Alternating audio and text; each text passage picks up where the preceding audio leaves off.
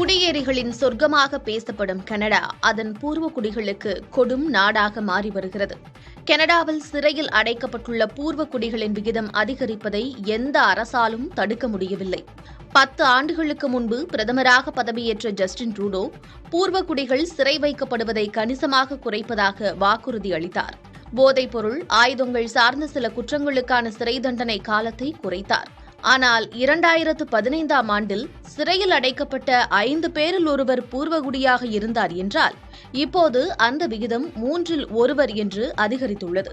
இந்த சூழலில் ட்ரூடோ பிரதமர் பதவியிலிருந்து விரைவில் விலக உள்ளார். சிறைவாசிகளில் பூர்வகுடிகளின் விகிதம் அதிகமாக இருப்பது பல மேற்கத்திய நாடுகளில் நிலவும் பிரச்சினை. அமெரிக்காவில் பிற பிரிவினரை விட 2 மடங்கு அதிகமாக பூர்வகுடிகள் சிறையில் அடைக்கப்பட்டுள்ளனர். ஆஸ்திரேலியாவில் சிறையில் அடைக்கப்பட்ட அபாரிஜினல்ஸ் எனப்படும் பூர்வகுடிகளின் எண்ணிக்கை 15 மடங்கு அதிகம்.